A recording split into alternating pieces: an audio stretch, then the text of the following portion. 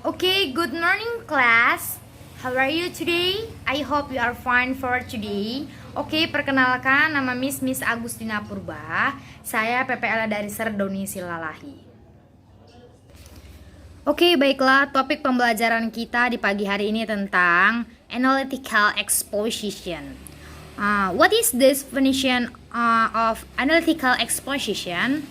Okay, analytical exposition is a kind of text that belongs to the type of argumentation text where the text contains detailed outdoor thinking about the phenomenon that is around. The social function of this text is to convince the reader that the presented topic is an important topic for discussion or attention by way of argument or the opinion that support the idea or topic. Maksud dari eksposisi analitik itu merupakan salah satu jenis teks yang termasuk dalam jenis teks argumentasi, di mana teks tersebut memuat secara rinci pemikiran pengarang tentang suatu fenomena yang ada di sekitarnya. Adapun fungsi sosial teks ini untuk meyakinkan pembaca bahwa topik yang disajikan merupakan topik yang penting untuk didiskusikan atau diperhatikan dengan cara argumentasi atau pendapat yang mendukung gagasan atau topik tersebut. Oke, next. Adapun generic structure of analytical exposition text and the first thesis. Introducing the topic and indicating the reader point of view.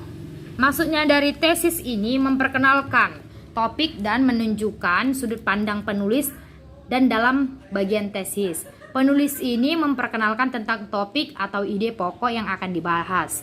Tesis selalu berada di paragraf pertama dalam analytical exposition text. Oke, next. Yang kedua ada argumen atau argumen itu explaining the argument to support the reader position. The number of argument may vary, but each argument must be supported by evidence the explanation. Maksud dari argumen ini dia menjelaskan argumen untuk mendukung posisi penulis. Jumlah argumen mungkin berbeda, tetapi setiap argumen harus didukung oleh bukti-bukti dan penjelasan tersebut. Dan dalam bagian ini penulis menghadirkan argumen-argumen atau pendapat-pendapat yang mendukung ide pokok penulis. Biasanya dalam sebuah analytical exposition text terdapat lebih dari 2 argumen. Semakin banyak argumen yang ditampilkan, semakin percaya pembaca bahwa topik yang akan dibahas oleh penulis adalah topik yang sangat penting atau membutuhkan perhatian. Oke, yang ketiga itu ada reiteration. Reiteration itu resting the reader's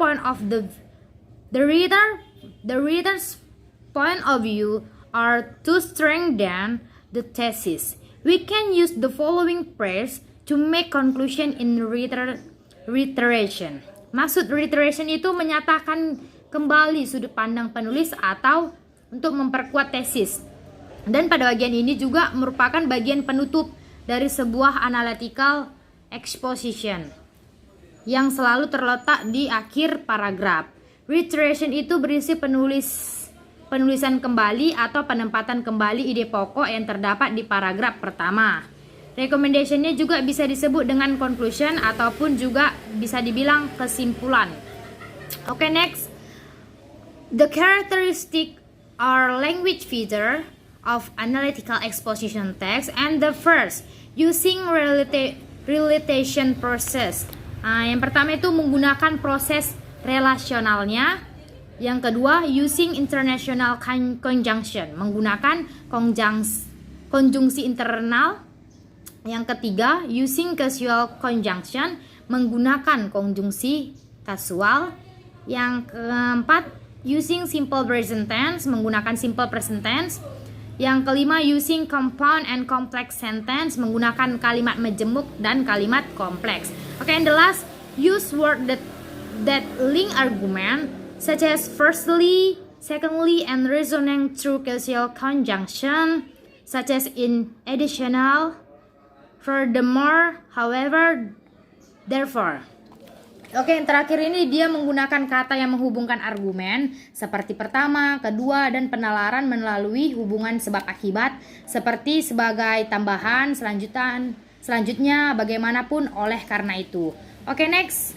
Adapun example of analytical exposition yang judulnya atau topiknya itu yang pertama atau tentang should children wear hats at school?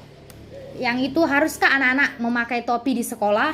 Nah, di sini dia tertera bahwa example of analytical exposition dia tertera ada tesis atau introduction-nya, yang kedua argumen 1, argumen 2, dan reiteration-nya atau kesimpulan.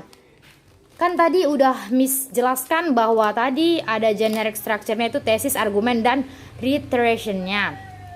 Dan ini contoh sekaligus dia menentukan yang mana generic structure dari example of analytical exposition-nya. Oke, Miss akan membacakan dari tesis atau introduction-nya. I believe that you should always wear a hat at school when you are playing outside to stop you from getting sunburn. Maksudnya itu tesis itu kan dia pendahuluan dari contoh kalimatnya tadi yang kan dibilang tadi dia dari generic structure-nya itu kan introducing the topic and indicating the reader point of view.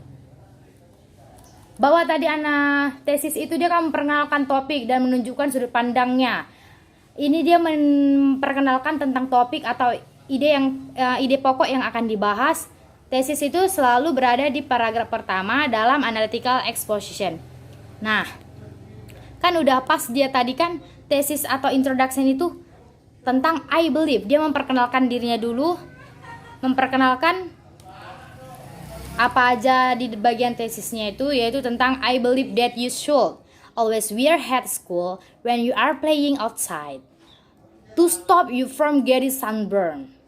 Maksudnya di sini saya percaya bahwa Anda harus selalu mengenakan topi di sekolah saat Anda bermain di luar untuk mencegah Anda terkena sengatan matahari.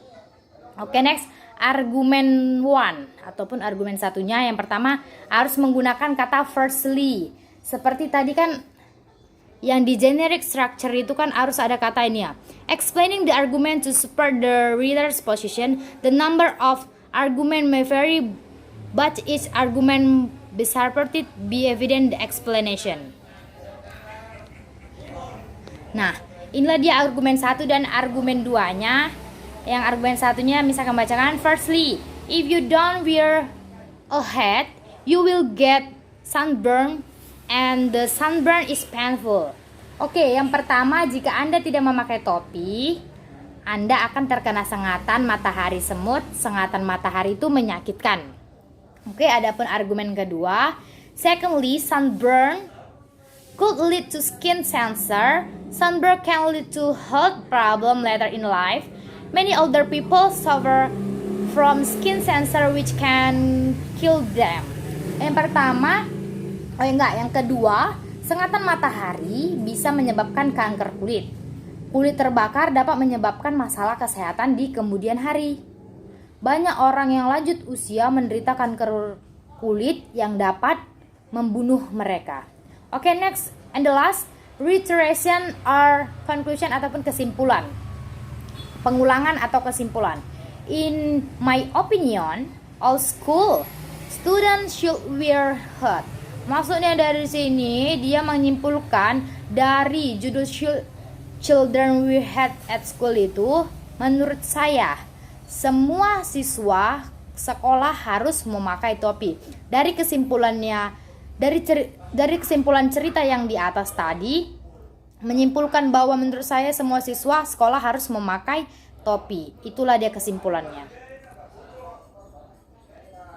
Oke, buat tugas. Oke, itulah tadi penjelasan dari contoh tentang materi analytical exposition. Hopefully it will be useful for you. Oke, buat tugasnya, buatlah contoh analytical exposition dan tentukan generic structure-nya. Seperti yang Miss buat tadi, contohnya ini nih ya. Contoh tentang should children wear hats at school. Dia kan udah tentukan generic structure-nya seperti tesis, argumen 1, argumen 2, reiteration or conclusion ataupun kesimpulannya. Miss mau kalian membuat seperti ini yang Miss buat tadi, example of analytical exposition plus generic structure-nya. Oke, sekian pembelajaran kita hari ini. For your good attention, I say thank you. See you.